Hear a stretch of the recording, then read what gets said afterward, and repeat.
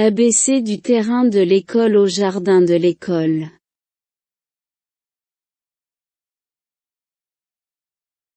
Enfin, C. Mesure.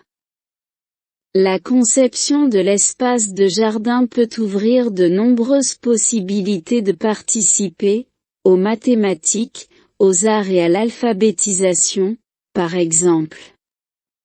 Les enfants peuvent faire des recherches sur les conceptions de jardin et sur la façon dont elles ont pu changer selon les cultures et les régions géographiques.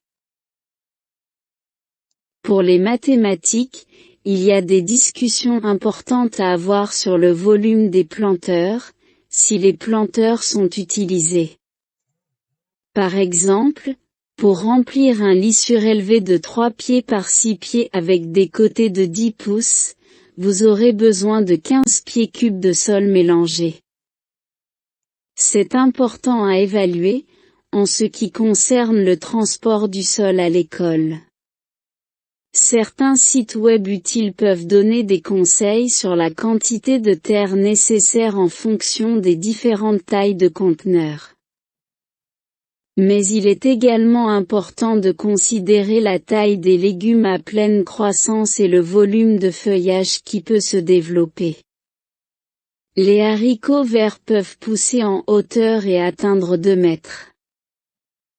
Les courgettes peuvent avoir besoin d'1 mètre carré de surface pour se développer. Fruits et feuillage complet. En conclusion, les EBC. Sur le terrain de l'école. Tout d'abord, la conception d'un jardin est le processus qui doit être révisé à quelques reprises. Dans ce processus, l'enseignant et les enfants partageront ensemble les connaissances qu'ils ont acquises sur les décisions des plantes qu'ils prendront sur ce qu'ils souhaitent cultiver, et enfin, traiteront les contraintes réelles sur ce qui peut être cultivé au Togo, ou dans leur propre région, selon la saison de croissance. Et pour plus de détails sur ce point, voir le module D.